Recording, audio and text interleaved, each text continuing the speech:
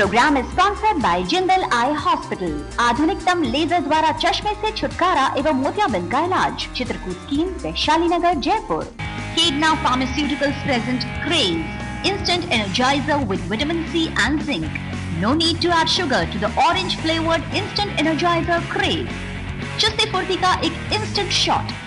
Dr. Goyal's Path Lab and Imaging Center, Rajasthan की biggest, most advanced and high-tech laboratory. सभी प्रकार की जांचों की सुविधा जैसे MRI 1.5 tesla, multi slice CT scan with CT angio, 3D और 4D सोनोग्राफी, हार्मोन्स एवं लैब की जांचें फुली ऑटोमेटिक एनालाइजर पर। ब्रेक के बाद एक बार फिर आप सभी का स्वागत है सिटी हेल्थ में। दर्शकों, आज के हमारे इस एपिसोड में हमारे साथ हैं जयपुर शहर के जाने माने डॉक्टर जेपी ठाकुरिया, जो कि हमें जानकारी दे रहे हैं कोलोरेक्टल प्रॉब्लम्स के बारे में, यानी पाइल्स, फिशर्स और फिस्टुला से संबंधित समस्याओं के बारे में। तो डॉक्टर ठाकुरिया, अब एक बहुत महत्वपूर्ण सवाल जो मुझे लगता है कि हमारे जो कॉलर जिन्होंने अभी ब्रेक से पहले हमें कॉल किया था, जब मैंने उनकी बातों को ध्यान से सुना तो मुझे लगा कि बहुत सारे हमारे दर्शकगण ऐसे भी होंगे जिन्हें शायद ये जानकारी नहीं है कि इन पाइल्स, फिशर्स और फिस्टुला, इनके बीच में अंतर क्या होता है। और जब तक उन्हें पता नहीं होगा तो वो सिम्टम्स की पहचान भी नहीं कर पाएंगे, वो समझ भी नहीं पाएंगे। तो मैं चाहूंगी कि आप आज यहाँ हमारे साथ हैं, आप दर्शकों को बताएं कि पाइल्स, फिशर और फिस्टुला ये किस किस्म की प्रॉब्लम्स हैं, इनके बीच में क्या डिफरेंस है, क्या अंतर है इन तीनों में। देखिए, पाइल्स के बारे में तो मैंने बताया ही है, जैसे कि पाइल्स में खून की नसें होती हैं जो बढ़ जाती हैं, और मेन उनका जो सिम्टम्स है, लक्षण जो है वो ब्लीडिंग होता है। फिशर में क्या होता है कि गुदा द्वार में, मल द्वार में घाव हो जाता है, तो उससे पेशेंट को पेन, उसका जो सबसे मुख्य सिम्टम होता है पेन होता है। पेन के साथ में कई बार एक स्ट्रीक लाइन के रूप में ब्लड की लाइन आती है ना, शौच के साथ लग के एक ब्लड की लाइन आती है, और पेन उसको इतना इंटेंस होता है कि शौच जाते समय और शौच जाने के 2-4 घंटे बाद तक उसको पेन और जलन और ये बनी रहती है, और उसकी वजह से उसको बेचैनी होती रहती है। ये फिशर का मुख्य लक्षण है। और जहाँ तक फिस्टुला या नासूर जो है, उसमें ये होता है कि एक बाहर फुंसी सी होती है, उसमें से मवाद आता रहता है, मवाद आएगा, ब्लड आएगा, फिर कुछ पेशेंट कुछ प्रिकॉशन लेगा, ट्रीटमेंट लेगा, तो उसके बाद में उसको थोड़ा सा आराम हो जाएगा, फिर वापस से फिर वो थोड़े दिन बाद में प्रॉब्लम होती है, फिर कुछ ट्रीटमेंट लेगा, फिर ठीक हो जाती है। तो वो इस तरह से प्रॉब्लम बनी रहती है।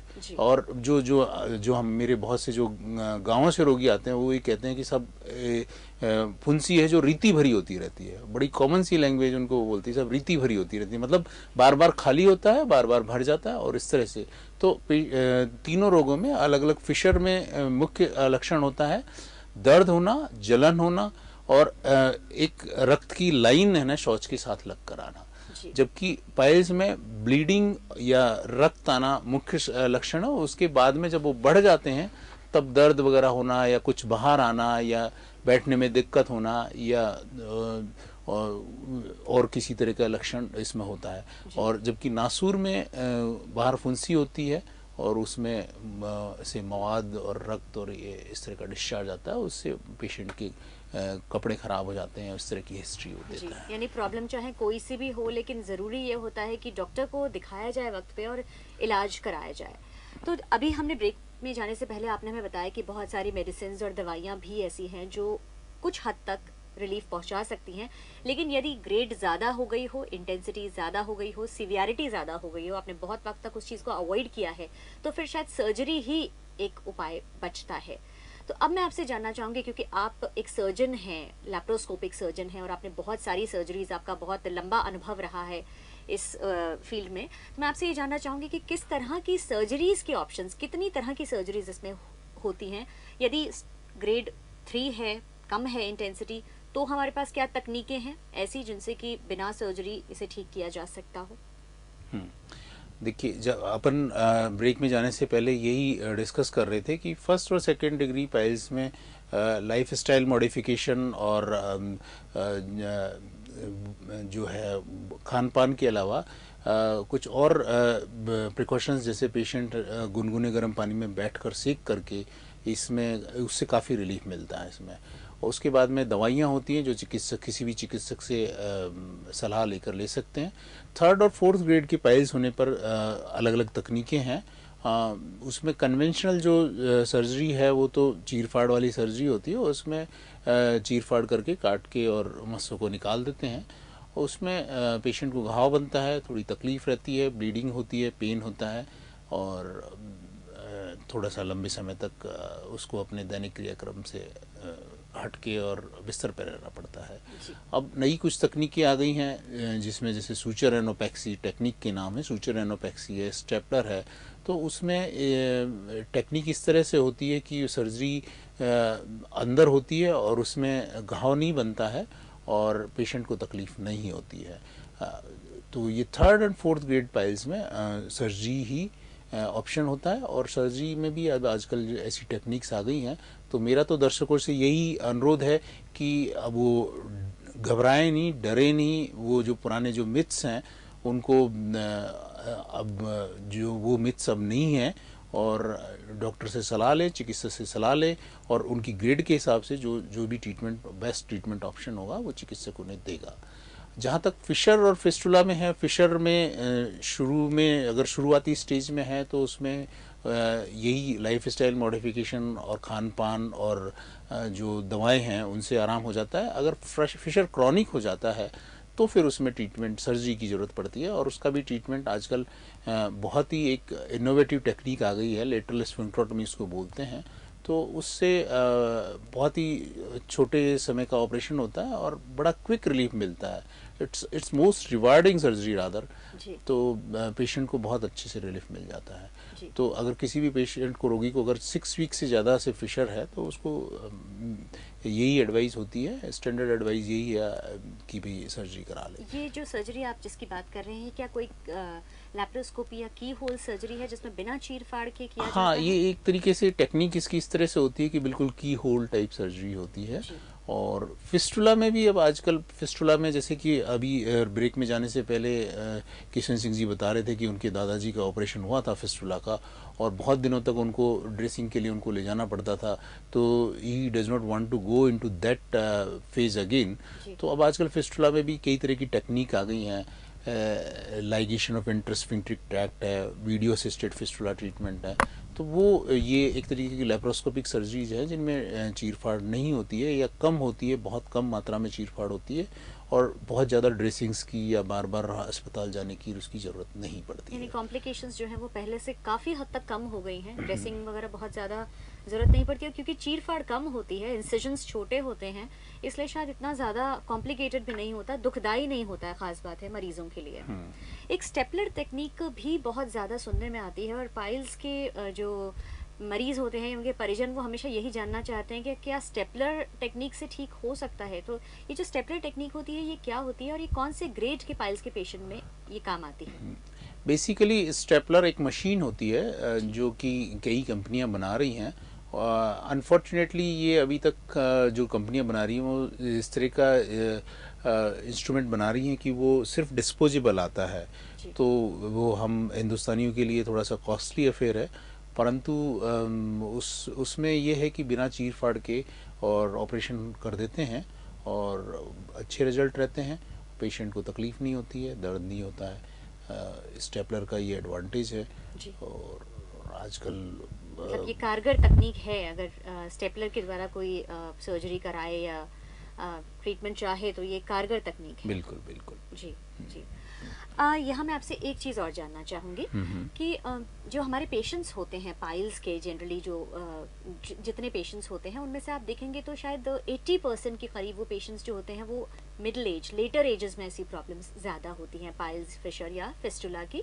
आफ्टर 45 या 40 के बाद ही इस तरह की प्रॉब्लम्स आती हैं और तब तक कई सारी ऐसी लाइफस्टाइल डिजीजेस होती हैं जो ऑलरेडी उस इंसान को घेर चुकी होती हैं, जैसे डायबिटीज़ एक ऐसी आम बीमारी है जो शायद हर 5 में से एक जने को, एक भारतीयों में तो ये बहुत ही कॉमन है, उन्हें मिल जाएगी।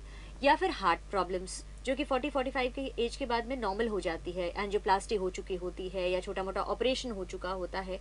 तो ऐसे में सर्जरी को लेकर किस तरह की कॉम्प्लिकेशंस होती हैं? यदि वो मरीज पहले से डायबिटिक है तो सर्जरी कितनी कॉम्प्लिकेटेड हो सकती है?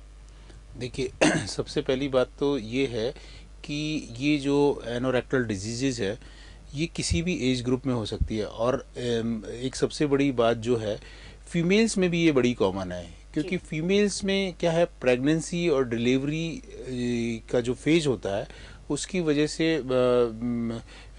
महिलाओं को जो जो एरिया है वहाँ की नसों पे दबाव पड़ता है या कॉन्स्टिपेशन होता है, उसकी वजह से ये प्रॉब्लम प्रेडिस्पोज होती है। तो फीमेल्स में भी पाइल्स, फिशर, ये इस तरह की प्रॉब्लम्स बड़ी कॉमन है। और मैंने बच्चों में जैसे आपको बताया है कि रेक्टल पॉलिप और इस तरह की प्रॉब्लम होती है। अब जैसे जो जो मिडिल एज ग्रुप है और आगे के एज ग्रुप में जब कॉमॉर्बिडिटीज, हम मेडिकल लैंग्वेज में जो डायबिटीज़ है या हार्ट डिजीजेज है उनको कॉमॉर्बिडिटीज़ बोलते हैं। तो प्रॉब्लम ये होती है कि पेशेंट को ऑलरेडी डायबिटीज़ है और या हार्ट की प्रॉब्लम है, उसके एक आध स्टंट डला हुआ है, खून पतला करने की दवाई चल रही है, तो अब उसमें ऑपरेशन कैसे करें। तो सबसे बड़ी बात, अब जो ये नई टेक्निक्स आई हैं, स्टेपलर आई है या ये जो वाफ्ट वीडियो असिस्टेड फिस्टुला टेक्निक है, इनमें ये है कि बहुत मिनिमल इन्वेजिव टेक्निक्स हैं। तो इसमें एक तो जैसे डायबिटीज़ में प्रॉब्लम क्या होती है कि इन्फेक्शन के चांसेस ज़्यादा रहते हैं और हील होने में समय लगता है घाव को। तो उस तरह के केसेस में अगर ये स्टेपलर से या वाफ्ट वगैरह से अगर सर्जरी की जाती है तो रिकवरी अच्छी होती है। एक बार मैं आपको इंटरप्ट करूंगी क्योंकि एक कॉल लेना चाहेंगे यहाँ पर हम। हेलो हेलो हेलो, जी हाँ, आपका नाम जान सकती हूँ? अनिल सक्सेना। जी अनिल जी, बहुत बहुत स्वागत है आपका सिटी हेल्थ में। यहाँ पर आज हमारे साथ हैं डॉक्टर जेपी ठाकुरिया, आप उनसे अपना सवाल पूछ सकते हैं। जी, मैं डॉक्टर से ये जानना चाहता हूँ कि ये जो पाइल्स की प्रॉब्लम आती है ये कब्जी की वजह से आती है? नहीं, कब्जी एक प्रीडिस्पोजिंग फैक्टर होता है। अच्छा, है ना। कारण तो बहुत सारे जैसे मैंने गिनाए हैं आपको, पर कब्जी एक प्रीडिस्पोजिंग फैक्टर होता है। जी। और कुछ पूछना चाह रहे हैं अनिल जी? नहीं, मैं ये जानना चाह रहा हूँ कि क्या कहते हैं ये किस वजह से होती है, ज्यादा मतलब थोड़ा ब्रीफ में बताइए ना। शायद आप कार्यक्रम पूरा नहीं देखा है देख रहा हूँ, आपने। लेकिन मैं उससे सेटिस्फाई नहीं हो पा रहा हूँ जो आपने बताया था इससे। देखिए, तो मेरे को क्योंकि क्या कहते हैं किसी ने बताया था अगर पेट में कब्जी पुरानी है हाँ, तो पुरानी कब्जी की वजह से ज्यादा होती है, ये ज्यादा प्रॉब्लम रहती है। देखिए मैंने बताया आपको कि एक तो हेरिडेटरी इसमें बड़ा रोल प्ले करता है। उसके बाद में लॉन्ग स्टैंडिंग अगर है आपकी, लॉन्ग सिटिंग है आपकी, उसके बाद में कॉन्स्टिपेशन है आपका खान पान इस तरह का है, किसी तरह का व्यसन आप करते हैं, आपकी फिजिकल एक्टिविटी नहीं है, तो ये सारे कारण, ये चीज़ें इस प्रॉब्लम को प्रिडिस्पोज करती हैं, है ना। तो ऐसा नहीं है कि सिर्फ कॉन्स्टिपेशन ही एक कारण होता है, बहुत सारी चीज़ें होती हैं जो मिलकर इस प्रॉब्लम को बढ़ाती हैं या इस प्रॉब्लम को प्रिडिस्पोज करती हैं। ठीक है डॉक्टर, थैंक यू। ठीक है जी अनिल जी, कॉल करने के लिए बहुत बहुत धन्यवाद। तो हम आपसे बात कर रहे थे कि डायबिटिक्स में कहाँ किस हद तक पाइल्स की सर्जरी कॉम्प्लिकेट हो सकती है। तो जैसा कि मैंने बताया कि जो नई टेक्निक्स आई हैं, इनोवेटिव टेक्निक्स आई हैं, स्टेपलर है, वाफ्ट है, तो उससे डायबिटिक पेशेंट्स में भी और हार्ट पेशेंट्स में भी जिनमें खून पतला करने की दवाइयाँ चल रही है या ब्लड प्रेशर के मरीज़ हैं या और किसी तरह के कॉम्प्लिकेशन से जो ऑलरेडी कोई कॉमॉर्बिडिटी चल रही है, उस तरह के पेशेंट्स में भी ट्रीटमेंट अब संभव है। जी जी, यानी कि पहले के बनस्पत वही बात की, क्योंकि मिनिमल इन्वेजिव सर्जरी हो गई है, इंसिजन्स छोटे होते हैं, कट छोटे लगते हैं, टाँके कम से कम लगते हैं, तो शायद आसान हो गया है पहले से। यदि डायबिटीज़ या इस तरह की हाई बीपी या हार्ट प्रॉब्लम्स भी अगर हैं तो आसान हो गया। क्या हार्ट पेशेंट्स के लिए जिन्हें एंजियोप्लास्टी हो चुकी हो या ओपन हार्ट सर्जरी हो चुकी हो, उनके लिए पाइल्स का ऑपरेशन कराना नॉर्मल है? हाँ, अगर ज़्यादा प्रॉब्लम होती है तो हम 2-3 दिन के लिए दवा उसको रोक देते हैं और फिर ऑपरेशन करके और उसके बाद में वापस से दवाई चालू कर देते हैं। तो ऐसी कोई विशेष प्रॉब्लम नहीं आती है। जी, एक यहाँ पर मैं एक चीज़ आपसे और जानना चाह रही थी कि यदि पाइल्स का ऑपरेशन ना करवाया जाए, यदि ट्रीटमेंट ना कराया जाए, सर्जरी ना कराई जाए, तो क्या कॉम्प्लिकेशन या किस तरह की सीरियस हेल्थ कंडीशन हो सकती है? देखिए, सबसे पहली बात तो जो पाइल्स के रोगी होते हैं उसमें सबसे पहले जो सबसे मेन मुख्य प्रॉब्लम होती है, ब्लीडिंग होती रहती है। ब्लीडिंग होती रहती है तो पेशेंट में खून की कमी हो जाती है, कमजोरी आ जाती है। हमारे पास ऐसे ऐसे मरीज आते हैं जिनका खून का लेवल 2 ग्राम रह गया है, 3 ग्राम रह गया है, 4 ग्राम रह गया है, ऑपरेशन की स्थिति भी नहीं रह पाती। तो उसमें फिर सबसे पहले तो ब्लड ट्रांसफ्यूजन की ज़रूरत पड़ती है, पेशेंट को ब्लड चढ़ाना पड़ता है। और उसके अलावा जैसे जैसे फिस्टुला है या जो फिस्टुला का अगर ट्रीटमेंट नहीं कराते हैं तो लॉन्ग स्टैंडिंग केसेस में और प्रॉब्लम, जैसे अगर बहुत लंबे समय तक रह जाता तो फिस्टुला कैन प्रेडिस्पोज इनटू कैंसर। जी। तो इसलिए यानी ज़रूरी ये है कि समय पर चिकित्सक के पास जाकर इलाज कराएं, क्योंकि वो कॉम्प्लिकेट हो जाए तो शायद वो एक ऐसी स्टेज पर पहुंच सकता है जो कि मरीज़ के लिए बहुत खतरनाक हो सकती है। बिल्कुल जी। तो दोस्तों, आज के सिटी हेल्थ के इस एपिसोड में हमने जाना डॉक्टर जेपी ठाकुरिया से कि किस तरह से एनोरेक्टल प्रॉब्लम्स ज़िंदगी को कॉम्प्लिकेट कर सकती हैं, लेकिन हमने साथ ही साथ ये भी जाना कि हम इनका बचाव कैसे कर सकते हैं। Prevention is always better than cure, यानी हमारी इस प्रोग्राम का उद्देश्य ही रहता है कि हम आपको ये तो बताएं ही कि क्या क्या इलाज संभव हैं, लेकिन साथ ही साथ आपको ये भी समझाएं कि किस तरह से छोटे छोटे से प्रिकॉशंस लेकर हम मासूम जिंदगियाँ, हमारी प्रेशियस लाइव्स को हम बचा सकते हैं। डॉक्टर ठाकुरिया, बहुत बहुत धन्यवाद आपका, आज आपने कीमती समय निकालकर हमें यहाँ दिया। और दर्शकों, आज के हमारे पास एपिसोड में इतना ही। अगले वीक हम फिर होंगे हाजिर एक नए स्पेशलिस्ट डॉक्टर के साथ। तब तक के लिए हमें दीजिए इजाजत। नमस्कार।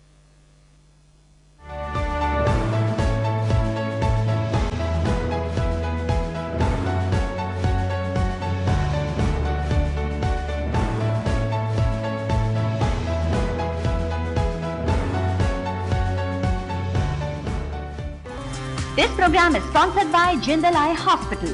आंखों के संपूर्ण जांच पर इलाज का अत्याधुनिक phaco surgery center, Chitrakoot scheme, Vaishali Nagar, Jaipur. कीडना pharmaceuticals present T up liniment oil. घुटनों के दर्द, जोड़ों के दर्द एवं सभी प्रकार के दर्दों में तुरंत आराम। For more details contact Dr. Goyal's Path Lab and Imaging Center, Rajasthan की biggest, most advanced and high tech laboratory. सभी प्रकार की जांचों की सुविधा जैसे MRI 1.5 tesla, multi slice CT scan with CT angio, 3D और 4D सोनोग्राफी, हार्मोन्स एवं लैब की जांचें फुली ऑटोमेटिक एनालाइजर पर।